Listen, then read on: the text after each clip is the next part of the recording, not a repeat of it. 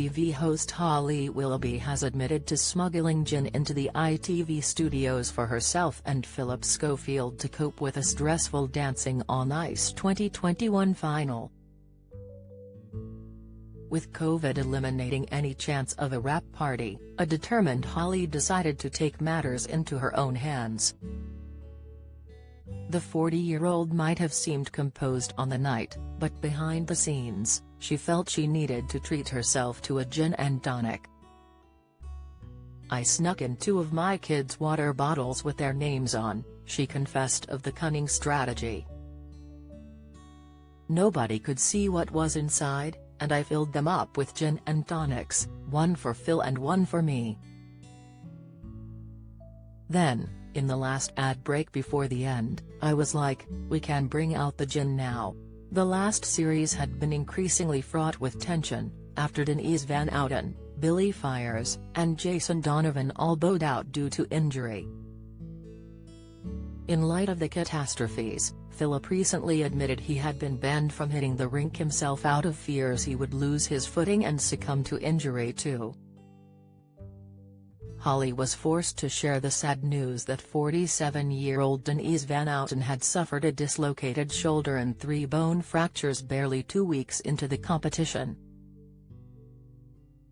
Shockingly, she battled through the pain and continued skating for 15 hours after the dislocation so as not to bother the NHS. Soon afterwards came 31-year-old TOWIE star Billy, who had a terrifying head injury, and, finally, 53-year-old Aussie actor Jason Donovan, who made it to the 6th week of action before a back injury ended his Dancing on Ice dreams. The string of injuries, together with contestants testing positive for COVID and reserve participants having to be drafted in at the last moment, all caused stress and anxiety for Holly. Baby-faced Emmerdale star Joe Warren Plant and his pro-partner Vanessa Bauer both succumbed to the virus and were forced to leave amid fears the entire series would collapse if COVID spread any further between the cast. Meanwhile, the show was unnervingly quiet, as due to social distancing restrictions, it was filmed without a live studio audience. However, it was nothing that a stiff G&T wouldn't solve. Holly was quick to point out to Mail Online, "We don't do this on every ad break, but for the final there was no wrap party, and after the last series we all needed it." Meanwhile, Philip was careful to avoid the rink after being warned of liability issues ever since he first began hosting the show. Claiming that only the very young can be fearless on the rink, when a bone isn't going to break, he has stayed away from the action and stuck to presenting from the sidelines.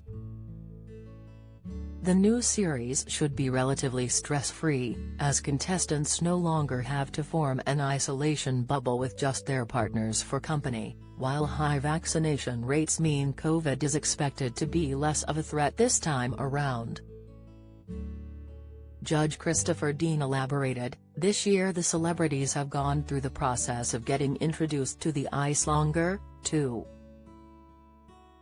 They have a period with a coach, then they have a period with their partners, and so I think they're pretty well established into what they're doing now. So from an injury point of view I believe that they're ready to go."